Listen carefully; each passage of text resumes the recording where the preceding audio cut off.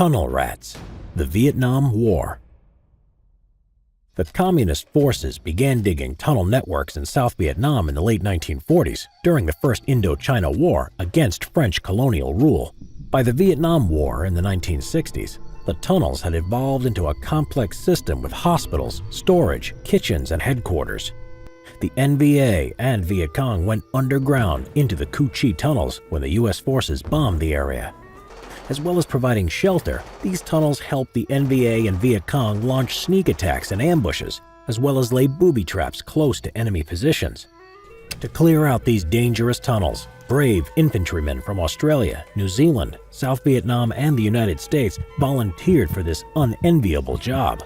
They would gain the nickname Tunnel Rats. The soldiers chosen were usually short, at 5'6" and under, as they could fit in the claustrophobic conditions. Initially, dogs had been used. However, this did not work as they could not detect booby traps. Grenades or tear gas could also be used to flush out the tunnels. However, this could alert the enemy or destroy intelligence. The tunnel rat would be lowered down head first by his fellow soldiers and have to stealthily move around in the darkness, navigating the dark tunnels armed only with an M1911A1 pistol, a flashlight, and a knife. He would listen for any enemy movements, followed by a second man who would radio to the surface to map the tunnels. The M1911A1 pistol and its large .45 caliber round caused a blinding muzzle flash and a noise in the confined space, which could temporarily cause deafness, so tunnel rats would improvise their own suppressors or use a civilian revolver sent from home. As part of these search and destroy missions, the tunnel rats would search for enemy intelligence and place C4 charges on weak points so the tunnel could be later destroyed. Inside, they could encounter booby traps, such as punji sticks or released snakes and scorpions, before they even found any enemies. Poison gas was also found in these tunnels, but tunnel rats often risked not wearing a gas mask as they restricted vision, hearing, and breathing. If they encountered the NVA or Viet Cong, the tunnel rats were instructed not to fire 5 to 6 shots in a row, as it would tell the enemy that they were about to reload. Overall, the job of the tunnel rat was stressful and terrifying, and could see a man's nerves break in what was one of the most dangerous jobs of the war. Why were Korean soldiers so feared in the Vietnam War? Under the cover of the Many Flags campaign, the United States war effort in Vietnam was supported by 5 allied countries. These were Australia, New Zealand, South Korea, Thailand, and the Philippines. By far, the largest contingent was sent by the Republic of Korea. At one point, in the late stage of the war, there were more Koreans in Vietnam than Americans. During the 8 years of their deployment in Vietnam, Koreans fought bravely and left a remarkable impression, so remarkable that their enemies feared them and their allies awed them. Being one of the closest allies of the United States in Asia, South Korea was willing to repay the Americans for the help given to them during the Korean War. Already in 1954 and 1961, South Korea had offered to send its troops to Vietnam to help defeat the Communists. On both occasions, the Americans and South Vietnamese had refused the offer. 10 years later, however, amidst the need for growing foreign participation, the United States and its allies put the proposal on the table for Korea to enter the war. After a series of negotiations held between the United States and South Korean administrations, the agreement was made for South Korea to send its armed forces to South Vietnam under the following terms. The United States forces in Korea would remain in the same number to prevent a threat from North Korea. The United States would support the modernization of the South Korean Army, and the United States would finance all expenses of Korean troops in Vietnam, including transportation, equipment, and allowances. Apart from this, the U.S. government agreed to increase the amount of financial help to the rising Korean industry and economy. After the Korean National Assembly authorized the campaign on May 21, 1964, Korean units began to arrive in South Vietnam. The forerunner of the armed forces was the military assistance group that the Korean government deployed in late 1964. It consisted of a mobile army surgical hospital, a taekwondo team, and an engineer construction group. Focused primarily on reconstruction, medical aid, and counterinsurgency efforts, this group was popularly known as the Dove Unit. The first Korean combat unit to arrive in Vietnam was the Capital Division, better known as Mango, the Tiger Division. The Tiger Division was one of the most famous units in the entire South Korean Army. The division that came to Vietnam consisted of only 2 brigades, as 1 brigade remained in Korea for reasons of national security. The Tigers arrived in Vietnam in September 1965 and were deployed to the Quy Nhon region, replacing the American 1st Brigade of the 101st Airborne Division. Their task was to protect the vital routes 1 and 19. Better known to its allies as the Blue Dragons Division, the 2nd Marine Division arrived in Vietnam at the same time as the Tiger Division. They were initially deployed to Cam Ranh Bay, but subsequently moved to the Dui Hoa area, where they faced the 95th Regiment of the North Vietnamese Army. The largest Korean unit to arrive in South Vietnam was the 9th Infantry Division, the White Horse Division. The division arrived in September 1966 as part of the new agreement for sending additional Korean troops to South Vietnam. Consisting of an armored company, a reconnaissance company, an engineering battalion, 4 field artillery battalions, and 3 infantry regiments, the division counted 23,865 men. The unit was deployed in the Ninh Hoa district at the junction of Route 1 and Route 21, with the task of controlling the local population and defending the Ninh Hoa Air Base and Cam Ranh Bay. By the end of the war, South Korea deployed 2 more units, a Marine battalion that arrived in 1967 and a 12-man C-46 crew in 1969. In total, the Republic of Korea deployed 47,872 men to Vietnam between 1964 and 1969. All deployed units were under the command of Major General Chae Myung-shin. Once the 9th Infantry Division arrived in Vietnam, General Chae gathered all his units under the command of the Corps headquarters in Nha Trang. The recruitment for the Vietnam tours was made strictly on a voluntary basis. The Capital Division was a reserve division, but was filled up by volunteers from the entire Army. South Korean commanders were able to carefully pick candidates as the number of volunteers largely exceeded the volume of the division. This was the first international engagement of the South Korean Army, and everything had to be up to the highest standard. Only those of the best fitness, skills, and discipline were chosen. Once recruitment was over, the Tiger Division was filled with the best South Korea had. The command cadre was also the best the Army could offer. Hand-picked by senior commanders, the cream of the crop of the Korean Military Academy were chosen for the mission. They were put under the guidance of battle-hardened senior officers, veterans of the Korean War. American soldiers and officers had only words of praise for their Korean allies. The Korean Army had come a long way since the Korean War, when they were still learning from the American military. In Vietnam, Koreans were completely independent, showing great skill in all aspects of warfare from tactics to logistics. Back home, South Koreans were trained to defend their country from potential invasions from the north. The Americans believed that they would take the same stance in Vietnam as well, so it was a complete surprise when they showed a high level of aggressiveness in searching for and fighting the enemy. The South Korean soldiers were very thorough in their search and destroy missions. They would scan the designated area, leaving no rock unturned. Once the enemy was located, Korean soldiers would encircle them, slowly closing in and leaving very little space for the enemy to slip through. The success of the missions largely depended on discipline. After spending the day fighting against the enemy, Korean soldiers would stand waist deep in the water at night to close off their perimeter. The Korean troops attacked their enemies with everything they had. Although they did not kill as many as the American soldiers, the count of weapons and material they captured was much higher. They did their best to ensure that each of their attacks was a complete blow for the enemy, whilst keeping their own casualty rate far below average. It was not unusual for Korean units to have a kill ratio of more than 20-1 on their missions. For these reasons, the Americans leaned heavily on their Korean allies in performing dangerous missions. In February 1967, the 11th Company of the Blue Dragon Brigade suffered a night attack from 2 Viet Cong regiments in their base near the Gia Binh village in the Quang Ngai province in South Vietnam. Surrounded with barbed wire and claymore mines, housed with ready-to-fight-to-the-death Koreans, the base was attacked from all sides. As usual, the VC attacked in waves supported by strong mortar fire. Masses of charging VC soldiers did not frighten the Korean Marines, who fired back with every weapon they had. Bullets rained on the charging enemy. The Marines even fired mortar shells at point-blank range. Nonetheless, the Viet Cong broke into the base and the fight turned into hand-to-hand combat. Base commander, Captain Chong Kyung-gin, ordered his men to pull back to lure the VC deep into the base. Then, he sent 2 squads to seal the gap from which the Viet Cong entered and trap the enemy. The Koreans charged at the enemy with their bayonets. By morning, Korean Marines had pushed the enemy back to the jungle. After the air was cleared, there were 254 bodies of Viet Cong lying all over the place. Only 15 Korean soldiers had been killed. For this battle, the Korean government awarded more decorations than for any other battle the Korean army had participated in. For their heroism shown in battle, the entire unit was promoted a rank. The vehement performance of South Korean troops, however, left a stain on their service in Vietnam. Korean soldiers often attacked villages that were suspected to provide cover and supplies to insurgents.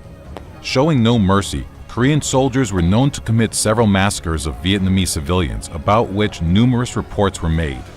Despite all the reports, these crimes were tolerated by Korean HQ and American commanders as well.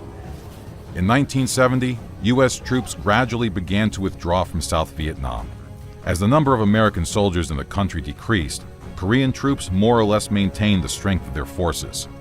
It was only after the Paris Peace Agreement was signed in 1973 that the entire South Korean contingent left Vietnam with the rest of the foreign troops. Viet Cong booby traps. The Vietnam War. During the Vietnam War, most of the operations U.S. armed forces conducted against Viet Cong insurgents and the North Vietnamese Army took place deep in the jungles. As part of the South Vietnam pacifying program, General William Westmoreland, commander of the U.S. Army during the Vietnam War, applied the search and destroy tactic. The tactic included reconnaissance patrols deep in the insurgents' territory with the aim to find and eliminate their strong points. For the Americans and their allies, these missions were highly dangerous.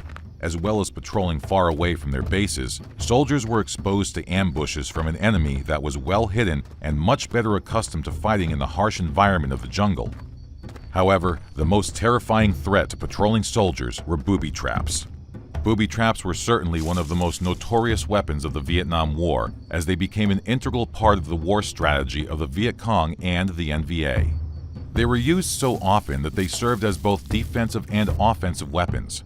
During the war, Viet Cong and NVA soldiers became highly experienced in making deadly contraptions that were responsible for the deaths of a great number of American soldiers. Booby traps were highly effective despite the fact that they were primitive and made using widely available materials such as bamboo, iron, mud, and coconuts. These devices were used to delay and disrupt the American forces and their allies. The threat of booby traps was often enough to slow any advance to a snail's pace, divert resources towards guard duty and clearance operations, inflict casualties, and damage equipment. When properly camouflaged, they were very difficult to detect, especially for soldiers exhausted by long and enduring patrols. Additionally, booby traps were often covered by snipers to trigger an ambush. Apart from being highly dangerous, booby traps were also used to psychologically sow fear among the enemy. The fear of booby traps was so great that field units were under constant stress, which created severe mental fatigue on both officers and soldiers. Punji stakes. Punji traps were long nails or sharpened steel rods hammered through bamboo and wood. These spiked blocks were hammered to the bottom of a wooden box, which was then dug into a shallow hole or rice paddy. The top of the wooden box was covered with a thin frame with grass, crops, leaves, and mud camouflage. Once a soldier on patrol stepped on it, his leg would fall through and fall on the spikes or stakes inside. It was impossible to remove a trapped leg or legs without severe damage.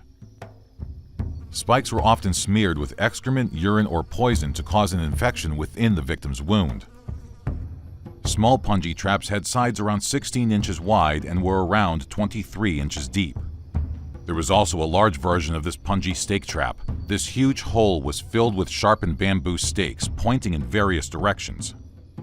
The top frame, fitted with a cover, was also made of bamboo, camouflaged with mud and leaves and fastened around an axle. If a soldier stepped on it, he would fall into the pit, and the top cover would turn on the axle to its previous position, covering the trap and waiting for a new victim to fall in. During periods of ceasefire, insurgents would lock the cover with a bamboo crossbeam. This was the most basic design for a punji stake trap.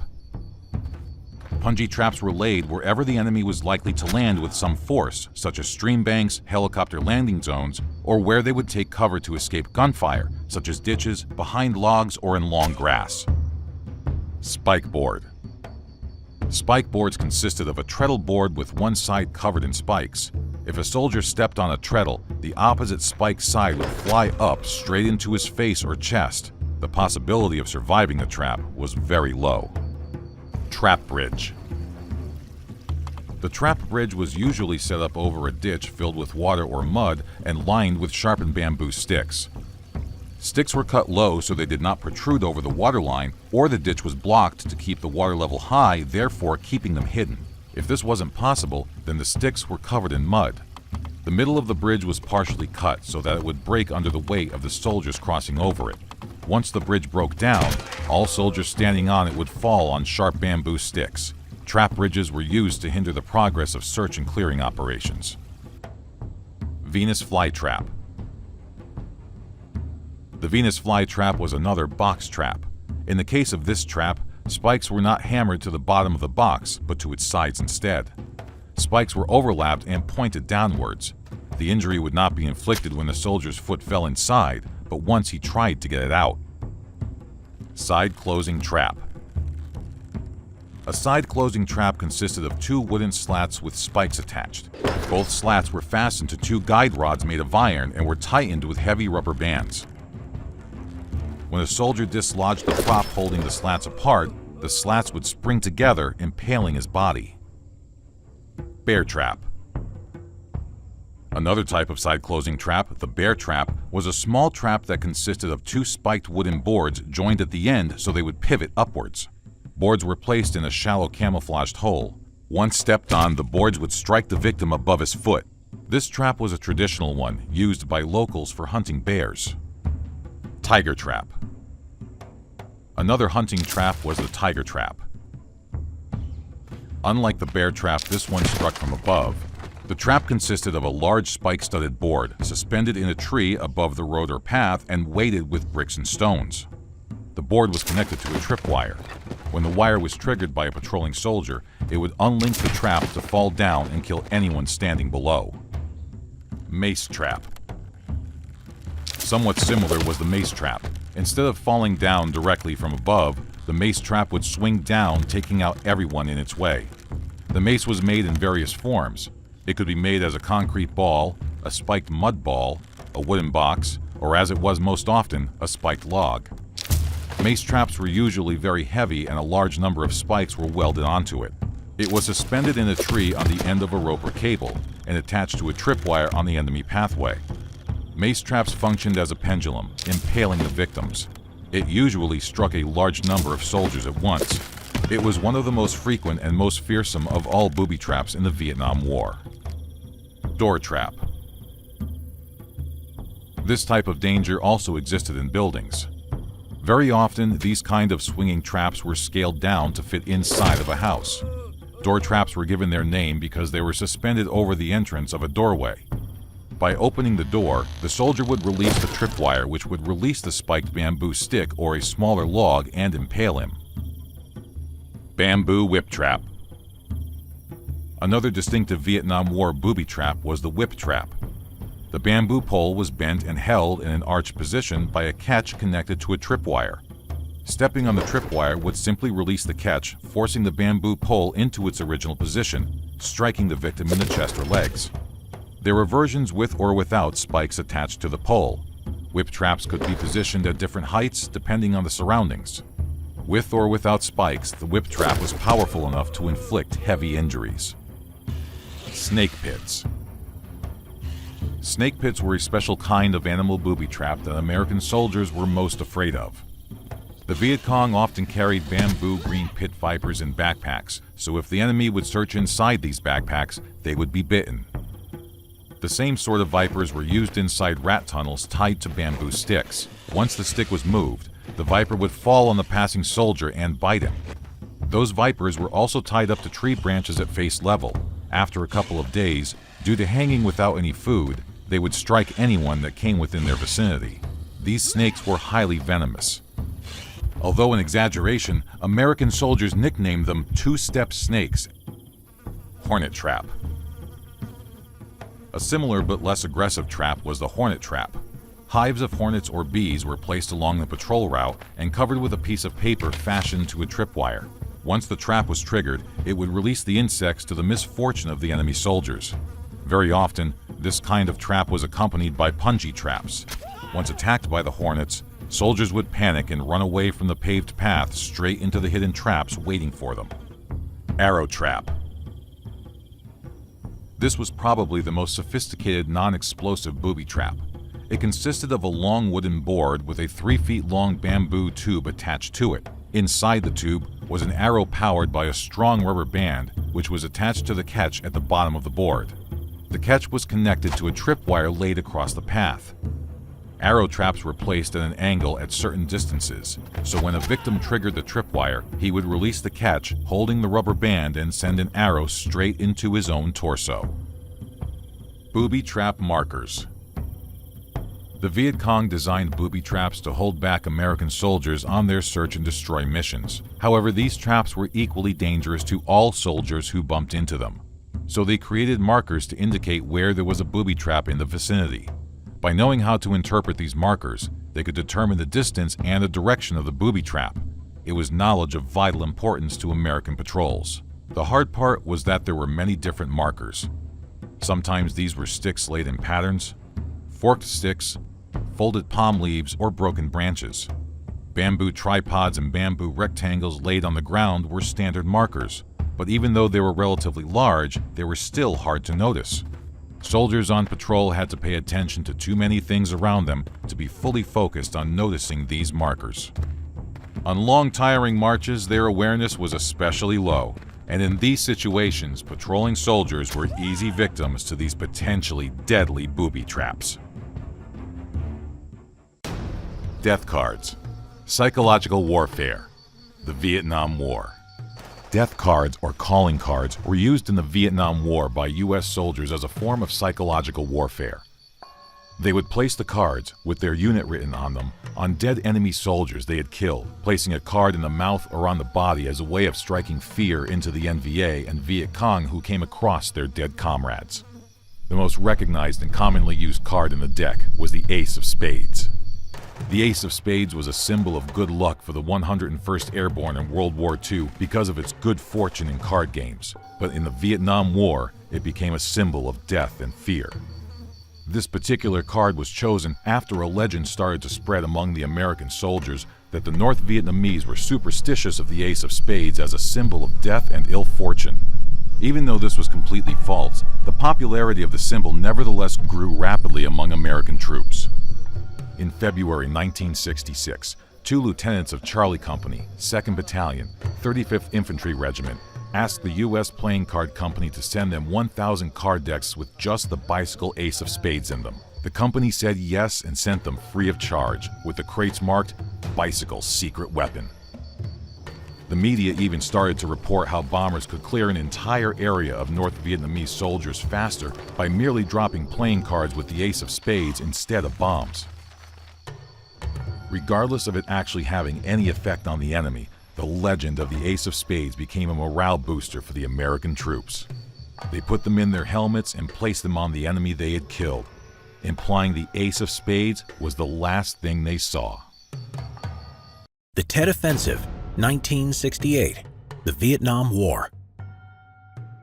As celebration of the Lunar New Year, the Tet is an important holiday to Vietnamese people. It had been established that the Tet holiday would be used as a truce between the Communist forces and the South Vietnamese. For the Saigon government, there was no reason to believe otherwise, as they announced a ceasefire with the National Liberation Front. In January 1968, the North Vietnamese and the Communist Viet Cong forces would use the event to their advantage to strategically launch an offensive when the enemy's guard was down. Most Vietnamese would spend the holiday with their families, including the ARVN soldiers who were on leave. This made the cities in the south less defended. By attacking major cities in the south, such as Hue and Saigon, it was believed that the morale of the Saigon government, its citizens, and the ARVN would collapse and then cause the United States to withdraw their defense of South Vietnam. The Viet Cong secretly moved into the cities in preparation, checking into local hotels and blending in by disguising themselves as civilians on holiday.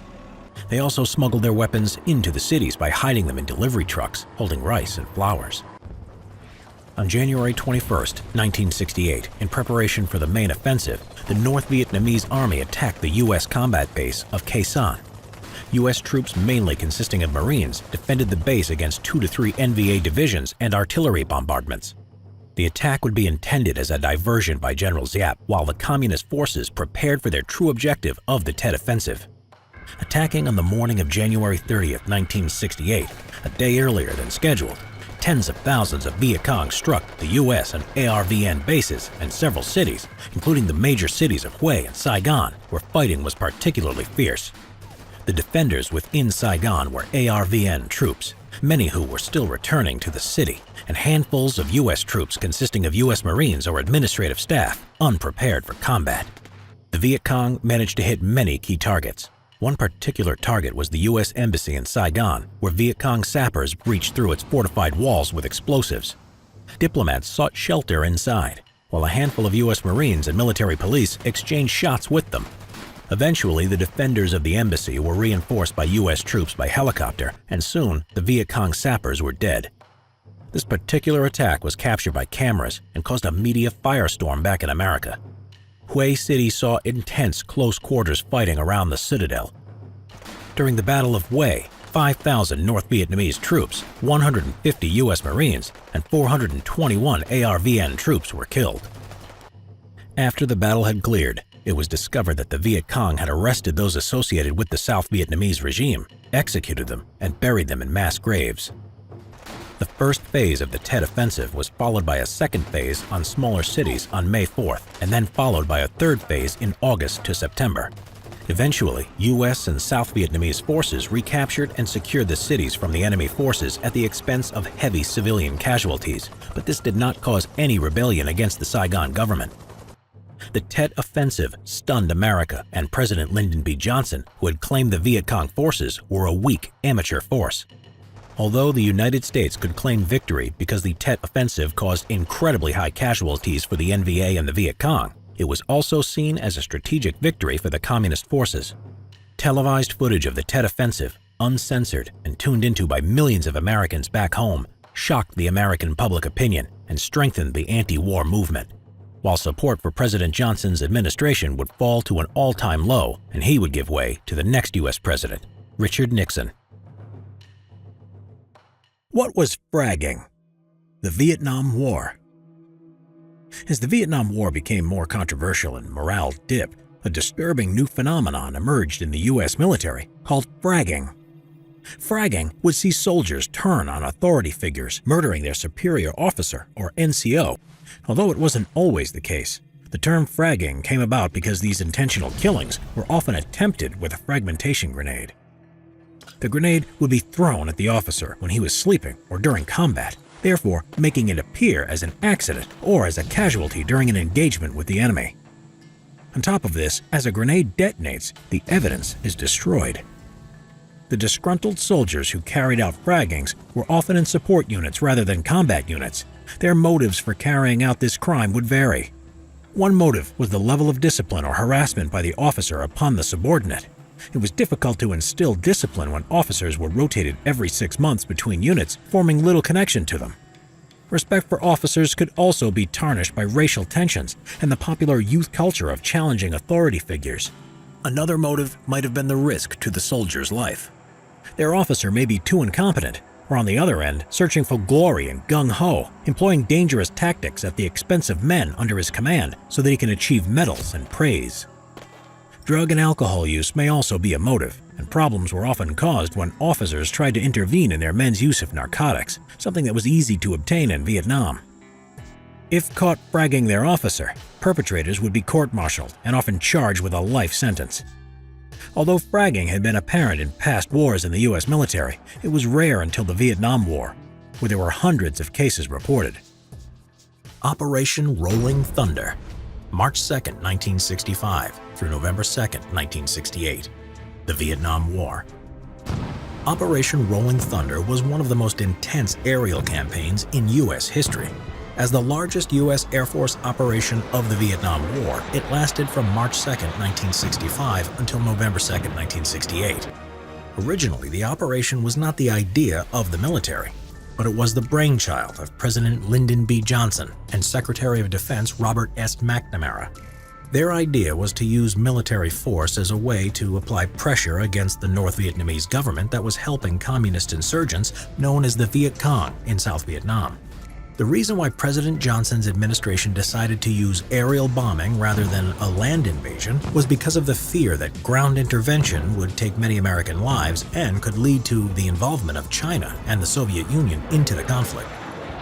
The task of the campaign was to 1. Boost the morale of the South Vietnamese people and the Saigon government, since they were having problems fighting insurgents.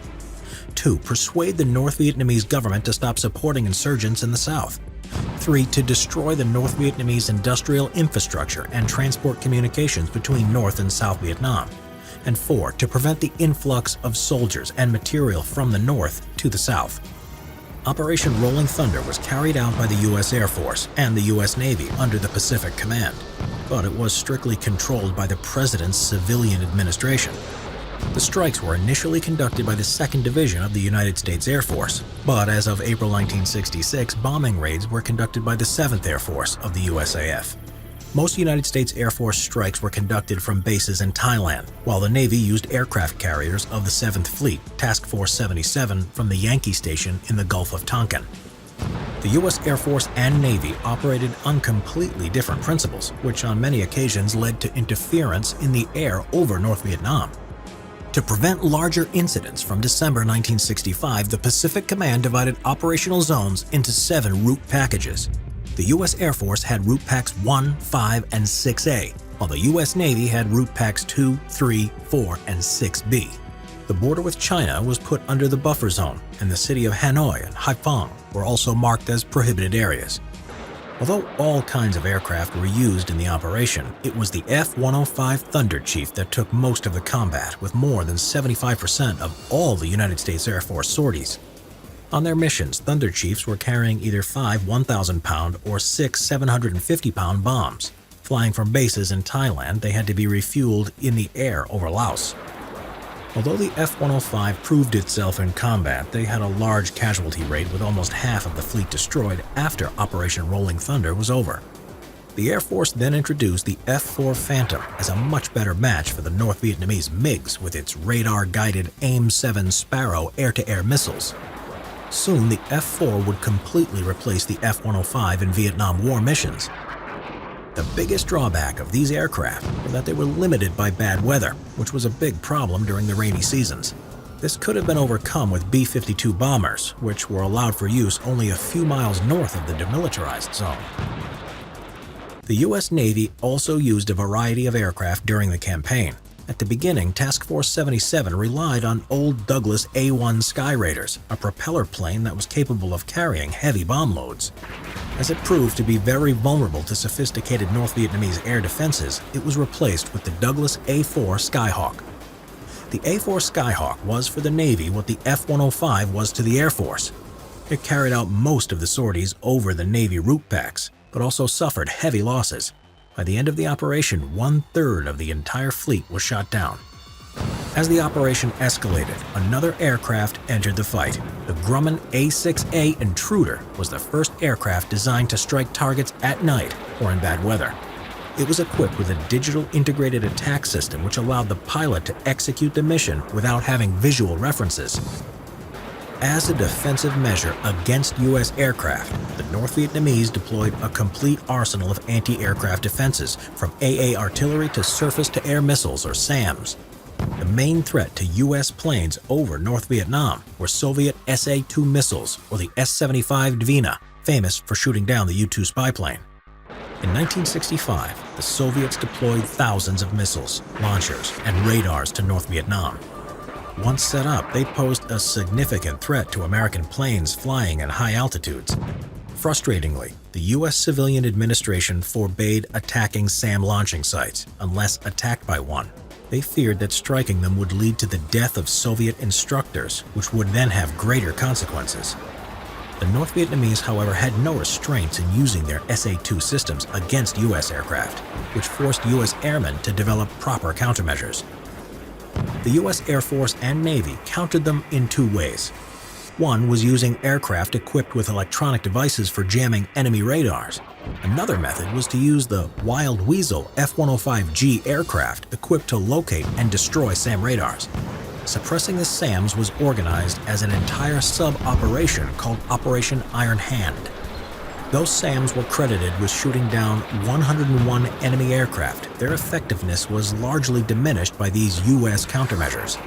From a 5.7% effectiveness in 1965, it dropped to 0.9% by 1968.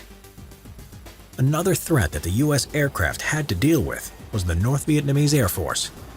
Their main aircraft was the MiG-17, which at the time was becoming obsolete, but it served its purpose very well. A much bigger threat were the MiG-21s, which were a good match for the F-4 with their AA-2 Atoll Vimpel K-13 air-to-air missiles. Another frustration for American pilots was that the North Vietnamese managed to build new airfields for their aircraft. A proper response against them from the American side was forbidden due to the ban on such strikes from the chain of command. Although far less sophisticated, AA guns proved to be the main threat to U.S. aircraft, with 5,795 guns deployed. Their fire shot down the majority of all U.S. planes. The main reason for this was that the U.S. aircraft were mostly flying on low altitudes to evade SAM radars. Rolling Thunder was approved by the President on February 13, 1965, and the first strike was made on March 2nd on a small ammunition depot near the border. At the beginning, it was obvious that the operation was far behind military expectations, as the command failed to reach immediate superiority over the enemy forces because they were stalling and picking targets of low importance. During the entire operation, the rolling strategy was going too slow to make a significant impact on the tides of war. One reason why the operation had never reached its full military potential was that the American civilian administration, far away from the action, applied many limitations and saw the operation as just applying political pressure against North Vietnam.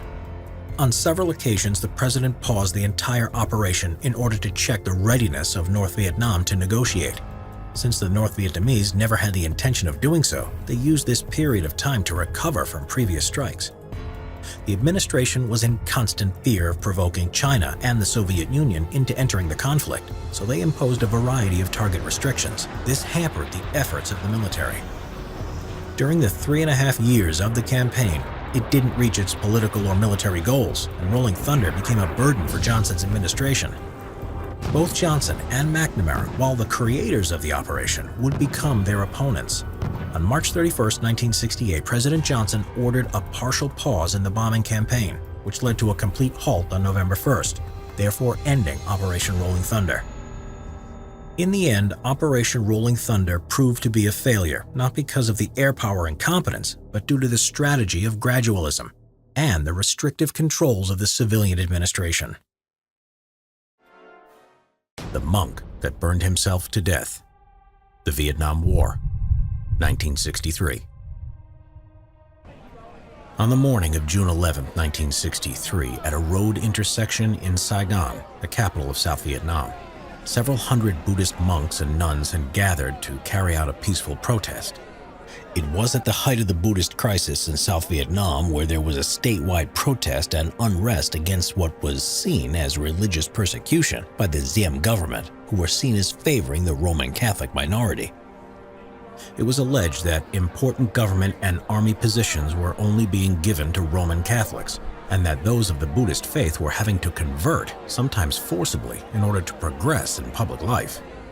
On top of that, the Buddhist majority felt the Roman Catholic minority were getting most of the government and foreign aid. It had all come to a head a month before at the Vietnam city of Hue, when the Buddhists were banned from flying their flag in honor of the birth of their prophet, Gautama Buddha. A large crowd of Buddhists who had protested against the ban had been fired on by government forces, who killed 9 of the protesters. Later, the government would try to blame the deaths on the Viet Cong. The day before the intersection protest that was due to be held outside the Cambodian embassy, the foreign press had been invited to attend the protest, with the promise that something big was going to happen. On the actual day, few members of the press had attended, as there had been numerous such events that week, so there was no reason to think that this one would be any different. One of the few that did attend was Malcolm Brown, a reporter from the news agency The Associated Press. What he was to witness and photograph would have a profound effect on him and public opinion across the world. On the day of the protest, around 400 Buddhist monks and nuns marched to the intersection, carrying banners and protesting about the government's oppression of their faith and culture. Then a car pulled up, and 3 monks got out, one of them being a devout monk called Thich Quang Duc. Then, Duc sat in the middle of the intersection, in the lotus position, on a cushion. One of the other monks who had arrived with him then poured gasoline over him from a 5-gallon container. As Duc said a prayer in homage to infinite light, he set fire to himself with a match. The flames engulfed him, and witnesses later testified that he did not once flinch or cry out. The crowd looked on in horror, some in silence while others sobbed or prayed, many falling to their knees, some simply laid on the floor in shock and disbelief. Duc had left a note asking the country's president, Ngo Dinh Diem, politely and passionately for religious equality in Vietnam, especially for Buddhists. It is said that despite the body being charred to ashes, the heart remained intact and unburnt. The reporter, Malcolm Brown, had managed to take a picture of Duc burning. Though horrifying, it conveyed Duc's dignity and devotion as he endured what must have been a most painful death.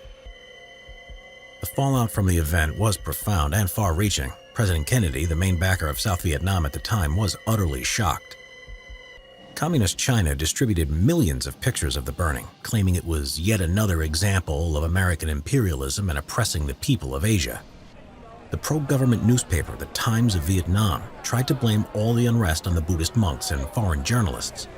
Diem's government even went as far as to make fanciful claims that Duc had been drugged before being forced to commit suicide.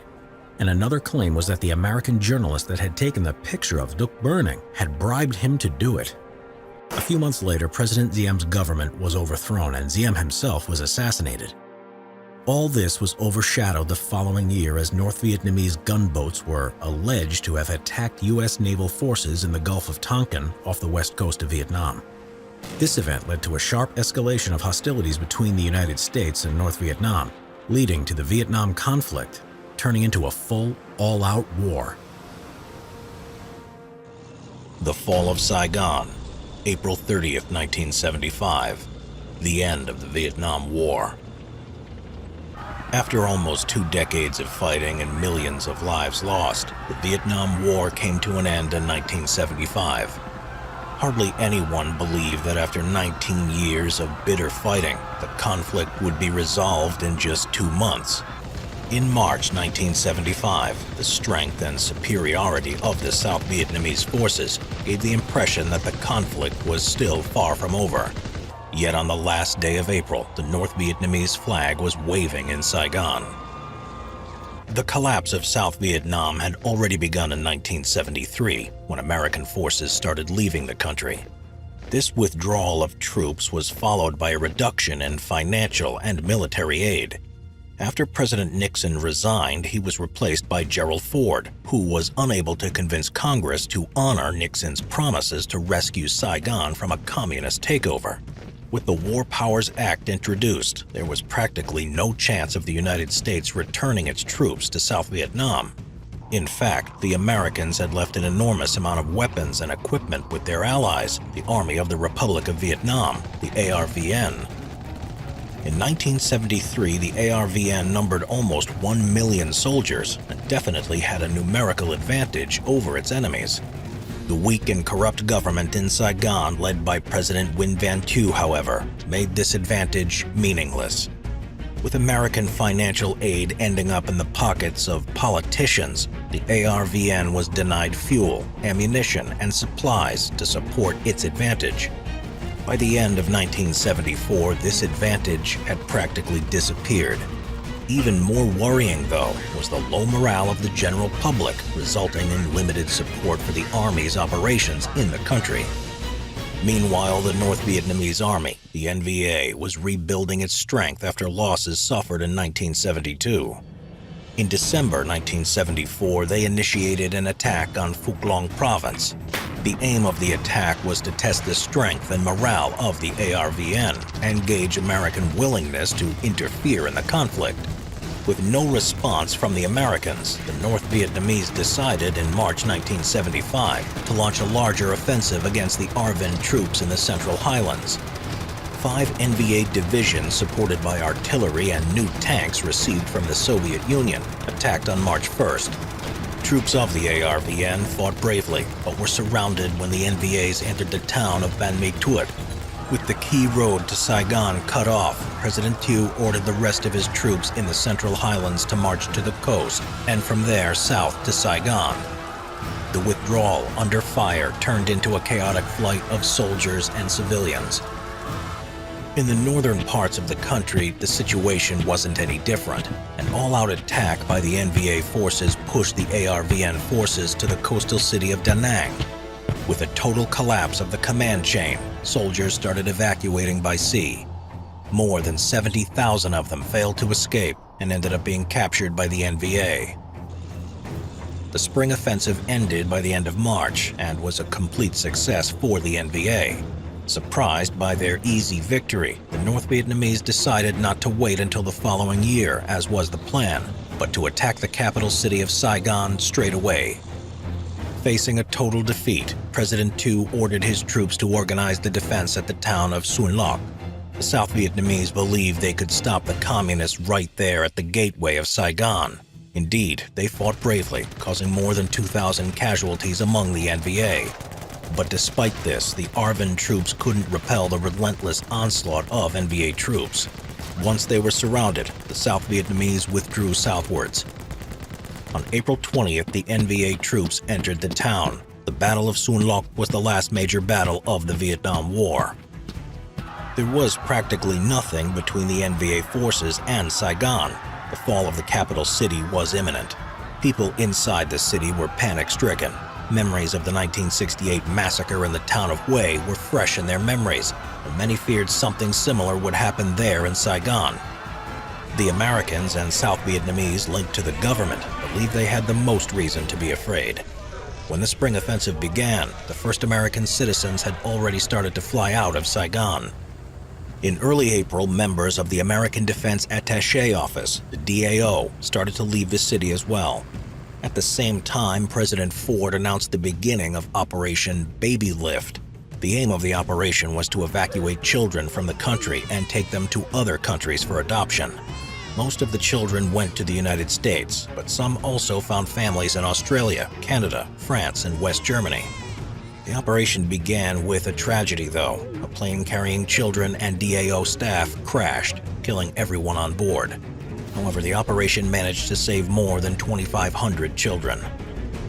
More extensive was the evacuation of American embassy personnel and other employees of the American government. These included not only American citizens, but also citizens of foreign countries and a great number of South Vietnamese. All of them, along with their families, were desperate to escape.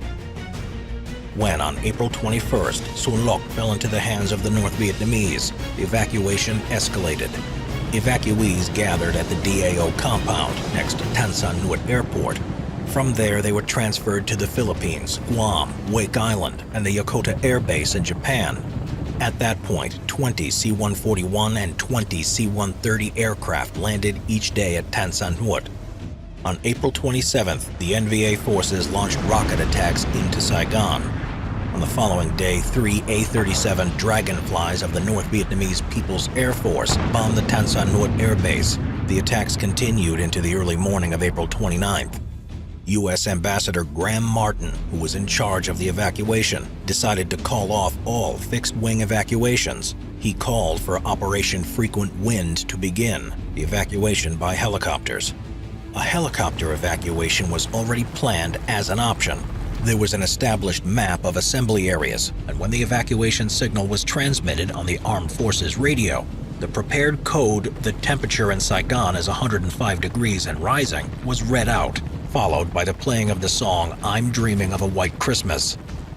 After the evacuation was initiated, buses picked up evacuees from assembly areas and transferred them to the DAO compound. From there, helicopters from the Naval Air Force and CIA-controlled Air America flew evacuees to one of the 11 ships of the Task Force 76, which were joined by the USS Hancock and the USS Midway aircraft carriers. The NVA anti-aircraft batteries avoided firing at American aircraft. They didn't want to provoke any response from the Americans that would jeopardize their operation. They did, however, continue to shell the airstrip and the DAO compound. It was only a matter of hours before the compound would fall into the hands of the North Vietnamese. By the evening, it became impossible for the evacuation of DAO to continue, and helicopters were rerouted to the U.S. Embassy in Saigon. 30 minutes after midnight on April 30th, the last of the Marines protecting the site left the DAO compound, but only after they had set it on fire. More than 10,000 people gathered in front of the embassy waiting to be evacuated. Unfortunately, there was no time for all of them to be saved, even though every 10 minutes one CH-46 and CH-53 were landing and taking off in the embassy. With NVA troops already entering the city, the evacuation had to be completed fast. The last of the Marine security guards took off from the embassy rooftop at 7:53 a.m. During the evacuation process, other locations were used as well as those that had been designated. One Air America Bell 205 helicopter landed on the rooftop of the Pittman apartment building at 22 Zalong Street to collect a South Vietnamese intelligence officer, along with several other evacuees. Some South Vietnamese even used their own aircraft to get out of the city as well, especially military figures and their families. Several South Vietnamese helicopters landed on ships of the Task Force 76. Each of them was thrown overboard to make room for the other helicopters that were coming in. Some South Vietnamese pilots even deliberately crashed their aircraft into the sea after they had disembarked their evacuees. After the fall of Xuân Loc, President Thieu was forced to resign on April 21st. He was succeeded by Vice President Tran Van Huong, who also resigned 7 days later. The last president of South Vietnam was General Duong Van Minh.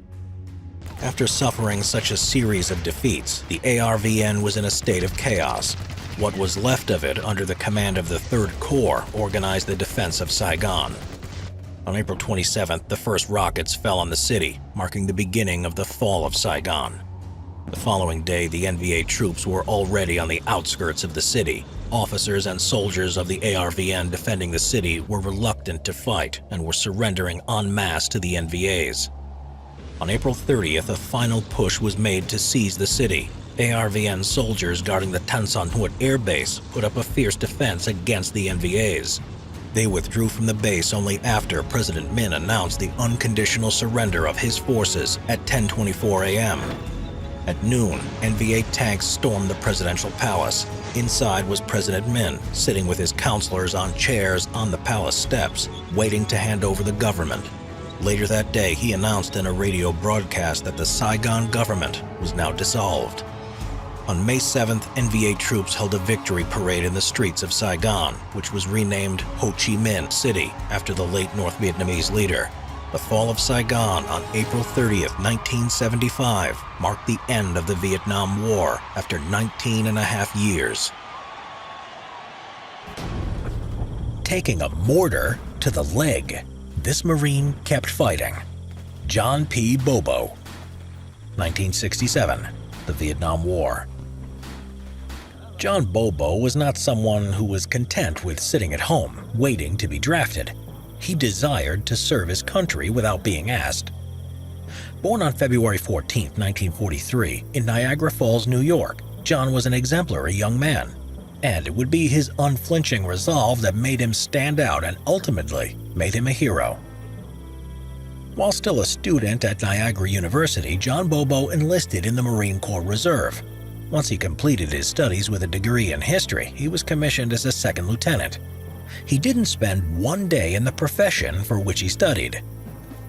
After receiving his commission, he immediately went to Quantico, Virginia for the Marine Corps Basic Training and Officer Candidate course. In June 1966, after the course was finished, Bobo was assigned to the 3rd Battalion, 9th Marines, 3rd Marine Division. That same month, along with the rest of his unit, he was deployed to Vietnam. John Bobo's unit was one of 4 battalions engaged in Operation Prairie 3 from March 19th until April 19, 1967. The operation was conducted in order to eliminate the NVA presence in the Quang Tri province, south of the demilitarized zone. The increasing activity of the North Vietnamese was becoming a growing concern, so the U.S. Marines were sent to patrol the region in search of them. In the opening phase of the operation, they experienced only light contact with the enemy, but the situation changed after just a few days. Soon, the Marine patrols would find themselves severely hampered by heavy attacks, followed by intense mortar shelling. On March 30, 1967, India Company of the 3rd Battalion, 9th Marines was on patrol 6 miles northwest of the Cam Lo combat base. Their mission was to establish platoon ambush positions from which they would conduct surprise attacks on enemy units. Just as the 1st and 3rd platoons had established their ambushed positions, the NVA attacked the company command group and the 2nd platoon under the cover of night. Even though the North Vietnamese prevented the 1st and 3rd platoons from returning to help their comrades, the first attack was repelled by the U.S. troops. The second assault was more devastating, however.